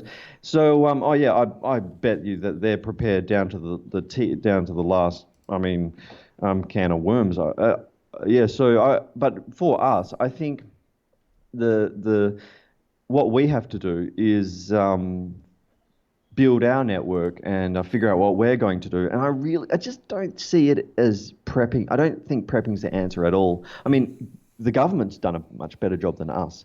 I mean, don't you think? I mean, why can't somebody here mint their own crypto and start a small settlement somewhere and start trading them on each other and trade our goods that we produce? I mean, well, the government really puts us to shame in a lot of ways. Mm-hmm. I also want to talk about how to choose a country. If you're going to leave the country, I have 3 indicators for me that I use to find out whether there's a really good country that you can go to. These countries, they have to have an underground market where they don't pay taxes. And like Vietnam. Oh, yeah. There's actually 3 ways you can find those countries, because once you get into those countries, medicine's easy to find. They sell it through the underground market. Transport is all decentralized. You get motorbikes, tuk-tuks, everything. A bus, little mini buses. I mean, transport's fine, so you don't need an ID.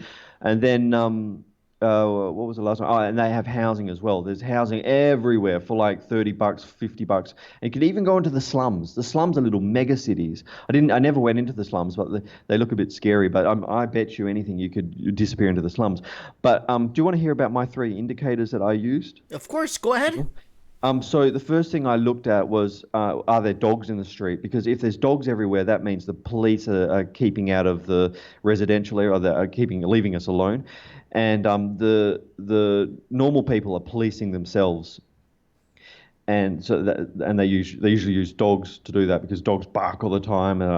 I mean, dogs are your best friend in a small community. So if you want to know if you've got a police state, you look for dogs, and if all the dogs are gone because the government's come in and killed them, that's a first good sign. Second thing, you've got to look for street vendors, and I'm not talking about guys that have been sanctioned by the government to set up on the side of the road. I'm talking about real street vendors, all the way as far as your eye can see, guys with little push carts selling everything you can think of, everything, electronics, food. You want street vendors because that's a sign of the underground economy. Which will feed you forever, and you can even join it if you want. The last thing is you look at the homeless. If the homeless are young, able men, then you know there's no jobs and the country's not producing anything, and you should probably get out. Normally the homeless are real homeless. They have, oh God, the homeless I've seen here, they're either old or they've got these deformities that you wouldn't imagine.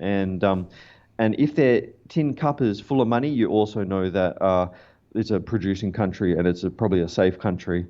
But you know, if you do get into a situation as bad as what I had, where you have no visa and you're in a situation like that, I mean, you will really see the matrix, because I mean, it's become so clear that the government has a chokehold on us by their monopoly of medicine and transport. Because if you need an ID to travel and get healthcare, then you're screwed. And trust me, they'll lock you up. This is a fantastic points you brought up here. Extremely helpful, fantastic points that I don't think you could find anywhere online. This what you're giving us is personal information. Yeah. And that's why I had this show, the survival of the fittest. And people are like, well, there's so many videos. There is, but there's so many good experiences out there that people could share with us. You know what I'm saying? Yeah. Absolutely. You know what? It goes on. I actually developed a network while I was here, and after 2 years, I thought I've got to get out of this situation. It's so scary, and I just thought, how do I get out? And I walked through the airport, and I tried to fly out, and the lady looked at my passport, and her face was like, what the hell? And her mouth dropped open, and everybody behind me knew That reminds me, I've got to tell you another thing as well. But she everybody knew that I was an illegal, and they took me off into this room. They made me pay like $600, and then I went to Japan, and my network reached out to me from Thailand and brought me back, and put me and married me, gave me land, gave me a house, and the first thing I noticed was that, I mean, the power always goes off here and the water stops running, but that doesn't matter because I'm in survival heaven now. And so, I mean, if you follow the universe, sometimes it really takes care of you. And there's another thing I was going to mention as well. It just jumped out of my mind. There are also there's a few other things that I had to deal with. Oh, someone's asking, what country are you in?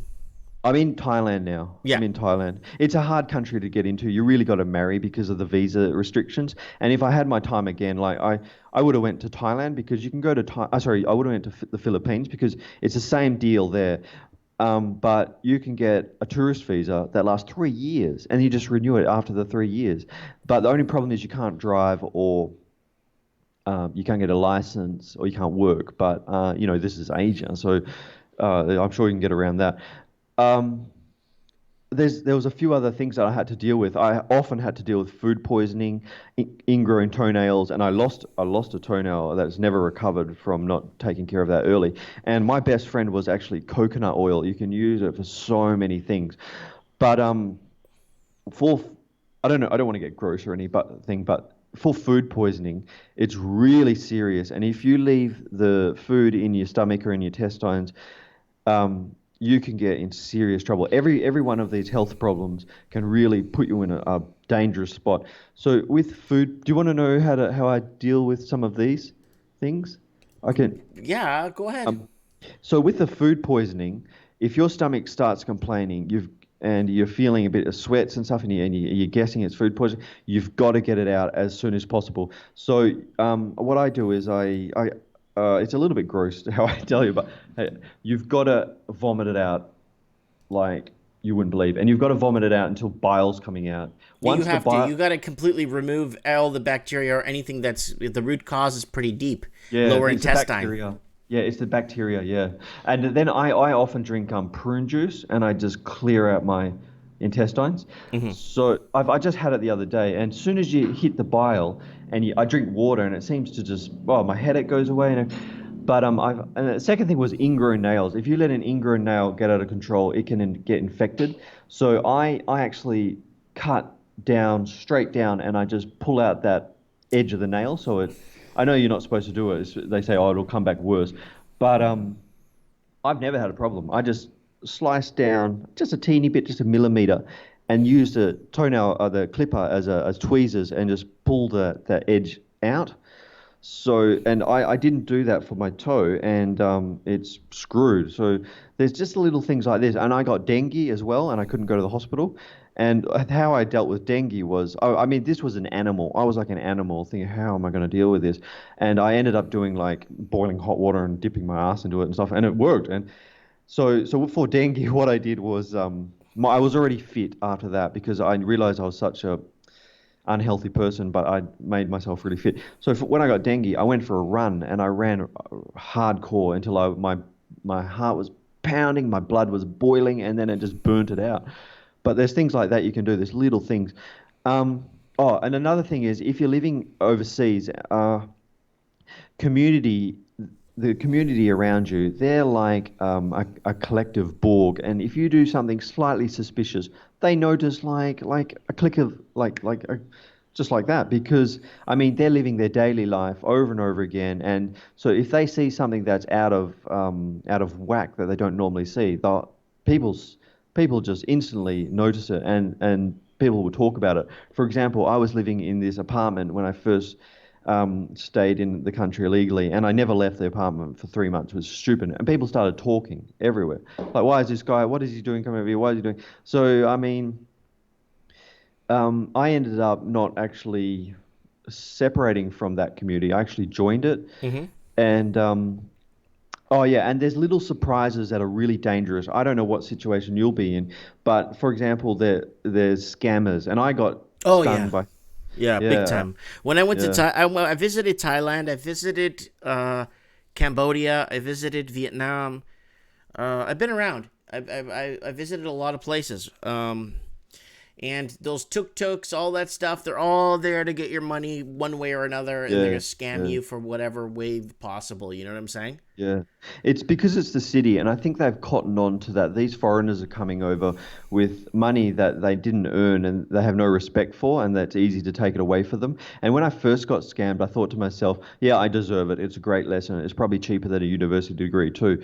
And then the second time I got scammed, I thought, well, I'm doing something wrong. Well, what's wrong? And then the third time I got scammed, I snapped and I yelled at the guy and said, "You blah blah blah," and piss off. And it was the greatest day of my life. And I thought, oh, I finally graduated. Yeah, But it 'cause goes I was through a pussy. stages, man. It goes through stages, and that's how you build the resistance where you are. You built your resistance. You know where to build. You know where to put up your defenses when you're in certain areas. You just start adapting to your area and your surroundings, Yeah. right? Yep. Yeah. Exactly. So I got an article open here. This looks pretty bad. West Coast chaos, medieval diseases strike California's tent cities, homeless camps. So all these medieval diseases are striking and illnesses, contagious. Now these homeless camps are being taken apart along California because it's just the sickness that's going on there is phenomenal. And Yeah, I it, have a it's hard. Huh? it's getting I have bad, a, dude. but I have a hard time. I live in Asia, and it's the dirtiest place you could imagine. Like the alley I had to walk out of was like a cesspit, and there was rats the size bigger than my head running around. And then some of the street, I mean, it's a free market. You can get great street vendors or shit, really dirty street vendors. And some of the food in the street vendors are absolutely foul, and that some of the street vendors are in that cesspit. So the only the only reason why these tent city dwellers are suffering so bad is because their body has been weakened by all the food, and they don't exercise, so a lot of that is still in their body. I mean, once you get fit, these illnesses just disappear. I remember rolling on the ground in Thailand with this stomach illness. I don't know what it was, and I had to just drag myself to the side of the road because I was there for a long time, and when you're there for that long, you end up getting something bad. And I never get that anymore. I'm like, my body is like Superman now. I look pretty screwed up because of all the years of eating bad food and whatever. But yeah, I just feel like these guys probably need to go through these illnesses to realize, wow, I've got to take care of my body, because it really is that you have to take care of your body. And it's Yeah. so easy not to do it in the West. I mean, you work hard, you get home, your wife. Look, the supermarkets are selling World War II food. It used to be that they all sold fresh fruit and veggies and meat, and the package section was a tiny place in the back of the store where it was for preppers. I mean, that was normal back then too. But now package the what do you call it? The packaged food Is is everywhere. most of the store. Yeah, it's most of the store. And our bodies are getting really screwed up. And when I got over here, they would sprinkle MSG on all the food, and I got really angry at them for putting MSG in my food over here. And I think about it. Yeah, there's flavor enhancers and smell enhancers in all the packaged food over in the West, and that the reason why they do that is because the food's dead. It's old. It's probably 3 months old. You can't continue eating these foods that are dead. You have to eat fresh food. And I now eat nothing but real food, real fresh food and meat. That's it. And my body it's like a dream now. I suffered from severe cystic acne until I was 33, and I could not figure out why. As soon as I came over here and started eating fresh, it's gone. It's gone. Yeah. So That's really yeah. good. Wow, there's some really good information you're giving us. Yeah, that's fantastic. What do you think next week's show should be about for Mike in the Night? What should we talk about? What do you think? Yeah, I thought of that, and nothing really came up. I feel like we're in the eye of the hurricane right now. The eye of the storm, yeah. Yeah, I think it's either the West is going to really do something that's going to piss off Asia, and then maybe they'll pull the plug on the dollar, or it's maybe I really don't know. I would say should have a prediction show, and you should get everybody on and give them 5 minutes to say, what do you predict? Blah blah blah blah blah. Have a question to say, get everybody on there, and then the last thing, what do you want to tell me? Something like that. I think that would We be should do that. super We should do popular. a prediction show and have people on, give them a 5-10 minute plug. Let them predict to us where they think things are headed. If it's doom and gloom, is it green fields and paradise? Yeah. Oh, Yeah. I can't stop yawning. I'm getting tired. Yeah. But I just woke up over here. yeah. But guess what country in Europe is ahead of the curve when it comes to renewable energy? I'm not sure. Sweden? No, not even close. Portugal, and I've been covering this for a couple of Wow. years now. Portugal generated enough renewable energy to power the whole country in March. Yeah. And they're so ahead of the curve when it comes to renewable energy that they're selling power to Spain. Portugal controls and dominates the most renewable energy using the waves and oceans and wind turbines and solar panels scattered across the country, making it the biggest. It exceeded 103% of consumption, beating its record of 99.2% set in 2014. Is Portugal just a similar country as what this Southeast Asia is? No, Like a free market? Portugal borders Spain, right? So it's Europe, but it's a preserved Europe. It's a preserved Europe because it was neutral during World War I, World War II, and it still has the Swabian, Vandal, Roman architecture is still there. Gothic, the Goths, the Visigoths, all that architecture still exists there because there was no war. So it's like a pre-collapse Argentina, second richest in the world. All Oh, I wouldn't think it's a poor country. But it's very advanced. There's highways. There's the taxis that are Mercedes. It's the south part of Portugal is like South Florida. It's fantastic. It's Europe, but everyone's happy. I just had a friend come back from Portugal 2 days ago, and basically told me that he never thought it was like that. He went to Portugal for me. He's been to Germany, France, Spain. He's been to Africa. He's done safaris. He's done all kinds of stuff in South America. But he said Portugal was different from all those countries because everybody just was so social and it was so different. And Metal Gear Mark III saying Portugal, the weather is perfect year-round. Well, you know, it's funny when you live in the West. It's kind of like living in a bubble, and it's a constant. I know it's a constant. You're getting bombarded constantly with all this war stories, and I mean, there's doom and gloom kind of stuff. And of course, it's true. But I was so racist towards Thais and Southeast Asians. But when I got over here, and I started living here, I realized, this is paradise. And especially with all the free market food and transport and health, not healthcare, but drugs you can get. I'm talking about pharmaceutical drugs. And what I can say is, if you can go back to your roots, I'd definitely move out to some places like Portugal or. Well, I'm gonna go to I'm going to the Azores. I'm going to some islands off the coast of Portugal, like 500 miles in the middle of the mid-Atlantic, South Atlantic. In the middle of nowhere. You know what? I rode my bikes down to the islands, and I got on a ferry with my bike and went across the islands, and it is absolutely heaven there. You wouldn't believe it. And it's you can ride your bike down these winding super roads going through the mountains, and you get down to these pirate bays where it's so secluded from the outside world that you can, sit on the chair on the beach and smoke a blunt. I mean. I hear you. The islands are the best. Yeah. I don't All right, blame Tommy you. Thompson. I'm gonna let you go because I'm falling asleep, buddy. Okay, cool. You've been on for 30 minutes and you've given us some really, really, really good and valuable information, worth more than any currency right now because information is key. Yep. And you brought up some very valuable points. Maybe one time if you'd like, I would go on your channel and come on your show. Yeah, if that'd you'd be cool. Yeah. Okay, cool. Yeah, I'd be honored. Cool. Okay. Honored. What do you mean? We're just talking. Let me know. I'll let you know. You let me know when you're free, and I'll see if I can work around your schedule, okay? Okay, cool. Thank you. All right, thanks, Tom. Have a good one. Bye-bye. See you. Yep. All right, guys. I am super tired. I had a great show tonight, guys. I want to thank everyone that came on. It's almost 11 p.m. here. My eyes are watering. Someone asked me,